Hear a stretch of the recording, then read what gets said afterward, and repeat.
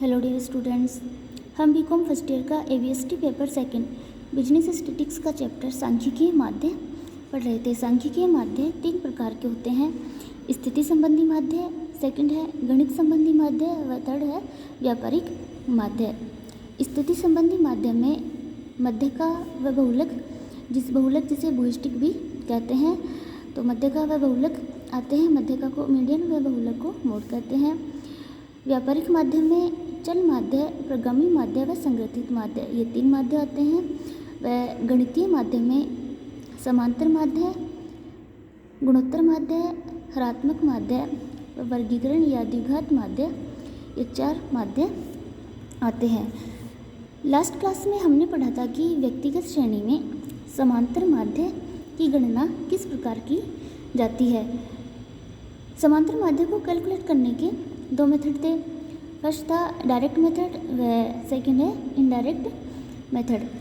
Direct method से जब समांतर माध्य को कैलकुलेट किया जाता है तो उसका जो फार्मूला हो जाता है वो sigma x divided by n होता है। x में मधु का मूल्य होता है अर्थात वैल्यू या साइज होती है, और n है जो मधु की कुल संख्या होती है, नंबर ऑफ आइटम्स होता है।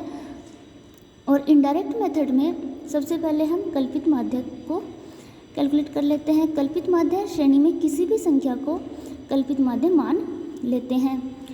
और तो इस प्रकार जो लघुगणित में जो समांतर माध्य निकालने का जो फार्मूला था वो a plus sigma dx divided by n होता है। dx है जो कल्पित माध्य से लिए गए मूल्यों के विचलन का योग होता है। तो इन दोनों मेथड को हमने लास्ट क्लास में पढ़ लिया था। आज की क्लास में हम खंडित श्रेणी में समांतर माध्य की गणना किस प्रकार की जाती है इसको पढ़ेंगे। खंडित श्रेणी में कुल पदों के मूल्यों का योग ज्ञात करने के लिए प्रत्येक पद मूल्य जिसे x से शोध करते हैं, तो प्रत्येक पद मूल्य को उसकी आवृत्ति जिसे फ्रीक्वेंसी अर्थात उसे f से शो करते हैं, तो उसकी आवृत्ति से गुणा किया जाता है। तो इस प्रकार खंडित श्रेणी में उन मूल्यों की आवृत्ति भी दी हुई होती है। जैसे कि किसी विद्यार्थी के प्राप्तांक दिए हुए हैं, तो खंडित श्रेणी में होगा कि जो 10 अंक प्राप्त करने वाले विद्यार्थियों की संख्या कितनी है, 20 अंक प्राप्त करने वाले विद्यार्थियों की संख्या कितनी है। तो ये जो नंबर ऑफ स्टूडेंट्स होंगे वो फ्रीक्वेंसी अर्थात आवृत्ति होगी, और ये जो प्राप्तांक या अंक है वो मूल्य होंगे जिसे x से शो करेंगे। तो x और उसकी आवृत्ति को गुणा किया जाता है सबसे पहले, और उसके बाद इन गुणनफलों का योग ही कुल पद मूल्यों का योग होता है जिसे सिग्मा fx कहते हैं। तो इन योग में पदों की संख्या का भाग दे दिया जाता है। पदों की संख्या अर्थात नंबर ऑफ आइटम्स जिसे n कहते हैं। तो इस जैसे कि विद्यार्थियों के प्राप्तांक दिए हुए हैं, तो जो पदों की संख्या अर्थात जो n होगा वो नंबर ऑफ स्टूडेंट्स होगा। तो इस प्रकार समांतर माध्य ज्ञात हो जाता है। तो इसके लिए जो स्टेप दिए हुए हैं वो इस प्रकार है कि सबसे पहले प्रत्येक मूल्य से उसकी आवृत्ति से गुणा करते हैं। मूल्य को x व आवृत्ति होती है f, तो f और x से को मल्टीप्लाई करने पर जो होगा वो है fx। उसके बाद में गुणनफलों का योग ज्ञात करते हैं, तो योग होगा सिग्मा fx। फिर कुल आवृत्तियों का योग ज्ञात करते हैं जिसे सिग्मा f अर्थात n होगा, और उसके बाद में है गुणनफल के योग में कुल आवृत्तियों के योग से भाग देकर समांतर माध्य, ये जो फार्मूला दिया हुआ है इस फार्मूला द्वारा ज्ञात करते हैं। तो खंडित श्रेणी में जब डायरेक्ट मेथड यूज में लेते हैं तो इसके लिए जो समांतर माध्य निकालने का जो फार्मूला होता है वो sigma fx divided by n होता है। तो x बार है वो है समांतर माध्य, सिग्मा fx है मूल्यों से संबंधित आवृत्तियों के गुणनफलों का योग, अर्थात x और f को मल्टीप्लाई करने पर fx होगा और उस fx का टोटल, और जो f या n है वो है आवृत्तियों का योग, टोटल ऑफ फ्रीक्वेंसीज। तो अब हम इसे समझने के लिए एक इलस्ट्रेशन है, वो है इलस्ट्रेशन नंबर 3, इसे करते हैं। इसमें दिए गए निम्नलिखित समूहों से प्रत्यक्ष रीति द्वारा समांतर माध्य का परिकलन कीजिए। तो नंबर ऑफ कॉल्स दी हुई है और फ्रीक्वेंसी दी हुई है। तो नंबर ऑफ कॉल्स है वो है x है अर्थात ये मूल्य है, और जो फ्रीक्वेंसी दी हुई है वो f अर्थात आवृत्ति है, तो f होगी n। तो नंबर ऑफ कॉल्स में है 0, उसकी संख्या है 14, एक कॉल्स की संख्या है 21, 2 की 25, 3 की, इस प्रकार ये दिया हुआ है। तो सॉल्यूशन कर इसको अभी से इलस्ट्रेशन को हम सॉल्व करेंगे। तो जो मेथड काम में ले रहे हैं वो है डायरेक्ट मेथड, और ये जो सीरीज दी हुई है वो है खंडित श्रेणी।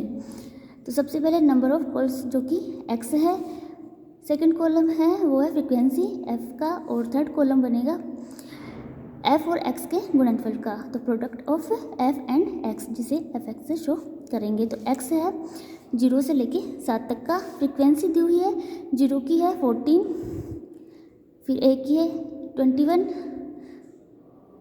2 की है 25, 3 की है 43 और 7 की है 12। तो इस प्रकार ये f लिख दिए। अब है product of f and x अर्थात fx। तो x और f को मल्टीप्लाई करेंगे तो 0 को जब किसी भी संख्या से मल्टीप्लाई करते हैं तो 0 ही आता है, ये हमें पता है।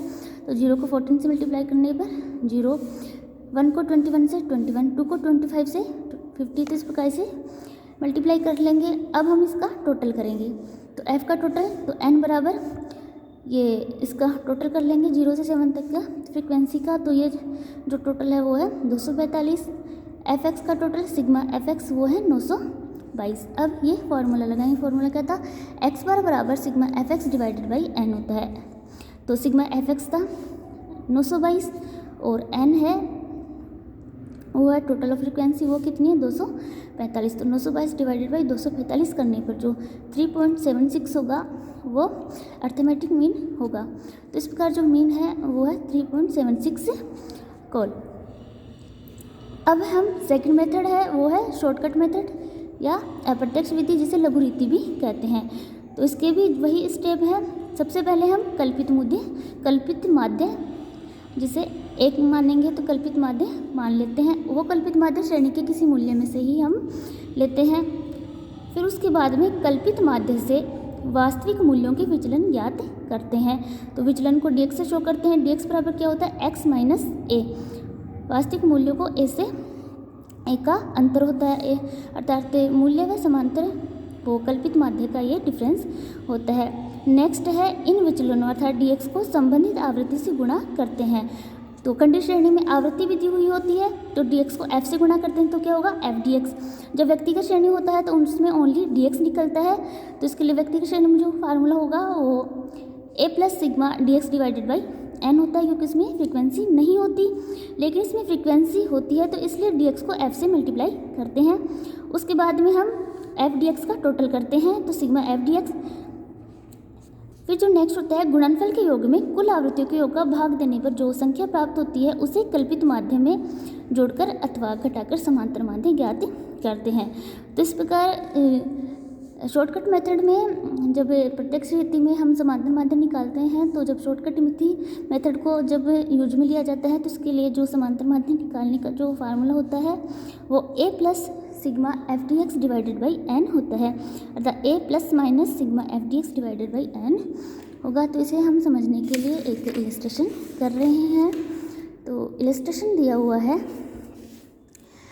इलस्ट्रेशन नंबर 4 है, जिसमें है कि निम्नलिखित समंकों से प्रत्यक्ष रीति तथा लघु रीति द्वारा माध्य मजदूरी ज्ञात कीजिए तथा समांतर माध्य ज्ञात करना है। तो ये दी हुई है इन्फॉर्मेशन है 35% get at the rate of 4.500 each, अर्थात जो ये 35% है वो 4.5 रुपये प्राप्त कर रहे हैं। सेकंड है 40% get at the rate of 5.50 each, अर्थात जो 40% है वो 5.5 रुपये प्राप्त कर रहे हैं। तो ये जो ये है जो नंबर ऑफ पर्सन्स जो कि फ्रिक्वेंसी है, और ये जो रेट या दिया हुआ है वो क्या है वेजेज है।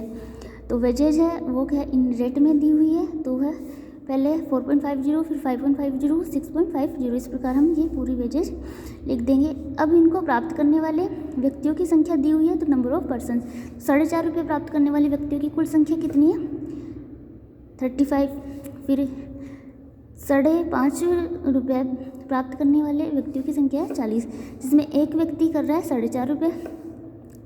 इस प्रकार नंबर ऑफ पर्सन्स लिख लिए। अब टोटल वेजेस करेंगे, तो टोटल वेजेस अर्थात एक्स और एफ को मल्टीप्लाई करेंगे तो क्या होगा एफ एक्स। तो एक व्यक्ति प्राप्त कर रहा है 4.5 रुपये, तो 35 कितने प्राप्त करेंगे, तो 4.5 को 35 से मल्टीप्लाई करने पर 157.5। इसी प्रकार 5.5 को 40 से मल्टीप्लाई करेंगे तो 220, फिर 6.5 को 48 से मल्टीप्लाई करेंगे तो 312। तो इस प्रकार इसको एक्स और एफ को मल्टीप्लाई कर लेंगे। तो ये तो था डायरेक्ट मेथड में। तो डायरेक्ट मेथड में जो n होता है वो क्या होता है, टोटल नंबर ऑफ फ्रीक्वेंसी होता है। तो फ्रीक्वेंसी दी हुई है तो फ्रीक्वेंसी का टोटल करेंगे तो n होगा 500। अब नेक्स्ट हम fx का टोटल करेंगे तो fx का टोटल है 4033। तो जब डायरेक्ट मेथड को यूज में लेते हैं तो इसके लिए जो फार्मूला होता है वो sigma fx divided by n होता है। तो सिग्मा fx का टोटल था 4033 और n है 500। तो x बार बराबर sigma fx divided by n करने पर 8.07 मीन वेजेज होगी, अर्थात औसत मजदूरी होगी। और जब हम इसे शॉर्टकट मेथड से करते हैं तो सबसे पहले वही वेजेज लिखेंगे, फिर सेकंड नंबर ऑफ पर्सन्स अर्थात फ्रीक्वेंसी लिखेंगे। उसके बाद में हम dx देखेंगे। तो dx क्या होता है, dx होता है विचलन होते हैं, अर्थात मूल्य से कल्पित माध्य का लिया गया विचलन। तो dx है, x क्या है, वेजेज है, और a क्या है, कल्पित माध्य है। तो इसमें कल्पित माध्य क्या माना हुआ है, 8.5 नीचे दिखा हुआ a बराबर 8.5।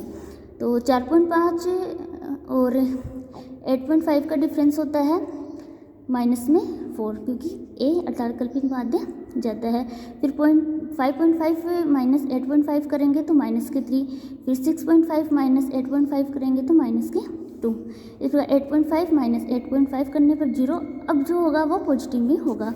तो इस प्रकार अब हम पॉजिटिव और नेगेटिव का टोटल करेंगे। तो नेगेटिव का टोटल करेंगे और पॉजिटिव का टोटल करेंगे तो दोनों सेम है।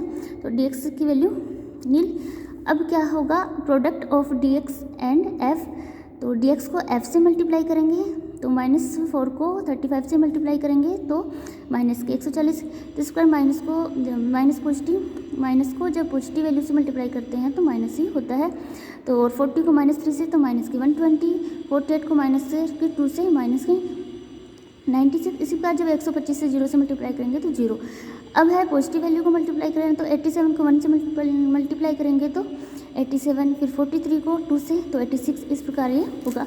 अब हम इसका टोटल करेंगे। तो टोटल करने पर सबसे पहले माइनस का टोटल करेंगे, फिर पॉजिटिव का टोटल करेंगे। तो माइनस की जो वो 4 वैल्यू है 140, 126 से 96 व 100। तो इन चारों का टोटल करने पर माइनस है माइनस के 456। अब पॉजिटिव वैल्यू का टोटल करेंगे तो पॉजिटिव वैल्यू है 87, 86 व 66। तो इन तीनों का टोटल करेंगे तो वो है 239। तो पॉजिटिव है 239 और नेगेटिव क्या है 456।